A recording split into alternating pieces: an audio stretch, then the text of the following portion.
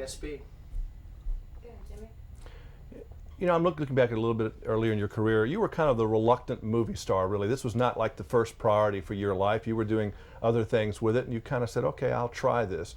Are you very happy now when you're on a movie set? Is that maybe some of the happiest places you go? We do have a lot of good times on the movie sets. I don't know if happy is the right word I would choose. I'm very grateful that God has given me the opportunity to bring people happiness and joy. And you see it when you go all around the world. People, you know, get very happy when they see a movie star and when they see your films. Some of them do anyway.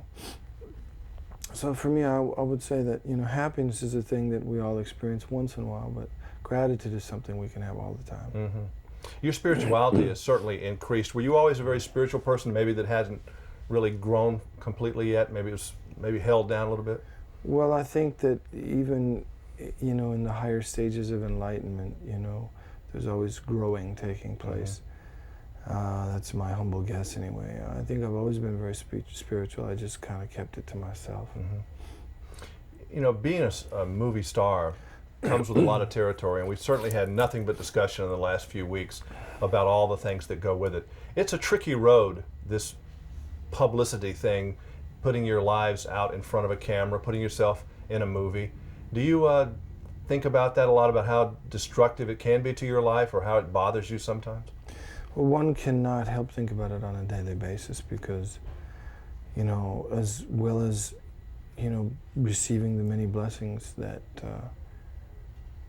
the film business, when you're successful, can bring you, you also inherit many hardships that create great suffering. And particularly when you're somebody who is a spiritual man or a quiet man or a family man or a private man, you know, all of those things are violated on a daily basis. Do you ever get scared?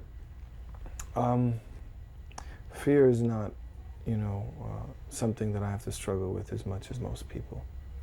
Because it can be dangerous being a public figure as well. We've seen that before. Yeah, I mean, that's not one of the things I can complain about is fear. I may be uncomfortable, I may be frustrated, I might be unhappy. I may feel as though it's, you know, stifling me or any one of many things, but fear is not something I usually feel. Have you ever felt that your privacy was invaded? Oh, every day. Every day.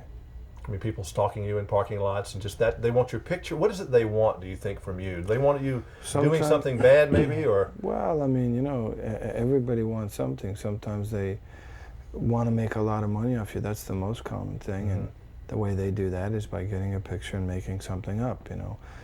You had an affair with one of the sheep on the ranch, or, you know, one of the ugly girls that, you know, is better looking than the sheep, or they'll make up anything. It just, you know.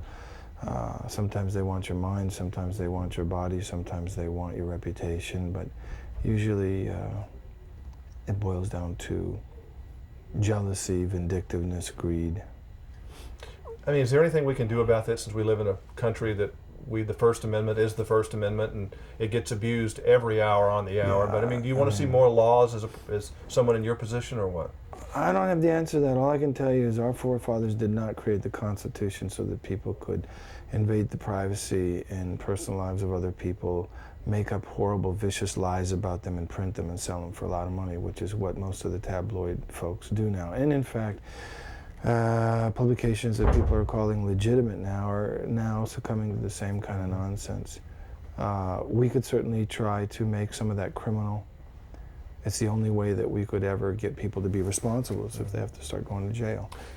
Do you feel like you're going into another second part, maybe another chapter in your career now? I know you're going to try to produce, and you've already directed, but you're going to try to take more control of your career and maybe some of the business aspects of it? Well, it's sort of a daily struggle, you know, to try to ensure the quality of what you're doing, you know. You know, do you get frustrated that people expect you to be in a certain kind of movie and that you would like to try to do some other things? Comedy or anything else, but it doesn't seem to work for a lot of people, but people seem to want to put a square peg in a square hole and they like you one way. Well, you know, once again, that's another daily struggle, is trying to, you know, expand the horizon of the kinds of films I'd like to make. I have not wanted to make just action films for a long time, but I'm breaking away from the people who've controlled me, and now I'm able to start to make different kinds of films. I noticed you've put more of a message. You know, really all your films have had a message, though. It's either been government, it's been something since the very beginning. You've always had that subliminal message, and maybe even more overt in the last couple. Right. Does that make you, that kind of cuts down whether or not you're just doing a plain old action film. You've always been a little bit more than that anyway. I think. I think so too, but most people miss that. But I mean, because if that wasn't a message in the first film, Above the Law, which I still think maybe is my favorite one, they didn't get it. I mean, there was lots of messages in there. it sure was. A lot of folks didn't get it, but there are a lot of real stuff there. So where do you think Steven Seagal will be 10 years from now? Up in the Himalayas in a cave, probably. Think you'll be doing this? I have no idea. Whatever I can do to bring people joy and ease the suffering of others is what I'd like to be able to do. It's a nice thing to be able to do with a little bit of power and a little bit of money, isn't it? To be able to do good things. That's my great desire. That's a good ambition. Fire down below. When you look at all the different movies, do you look at them like chapters in a book? Some are good chapters, some are bad chapters, some were more fun than others. Are you too close to this one now to really put some perspective on it? I don't know if I'm too close. I think it's probably the best work I've done. I think it's the best film I've been in. And I like the message. I liken it more than chapters of the book of being able to get up to bat. You know, you just need a chance, and sometimes you hit a home run and sometimes you strike out. But, you know, because we're all human, nobody can hit a home run every time. But the fact of the matter is you got to get up there and swing. Mm-hmm. And that's one thing that I've always loved about the critics. They're people who traditionally have never been up to bat, but they love to sit back and say bad things about people. The fact of the matter is that every human being should be able to have aspirations and dreams and at least try to fulfill them, and whether he's failed or not, God bless him for trying. And I think that's real important. Have you noticed about a lot of critics, they don't seem to like action movies. I've noticed that since I've been in this business, they seem to really pick, my favorite films are action movies. I'm not sure what that says about me, but they don't seem to generally, very rarely do they ever even dare like one.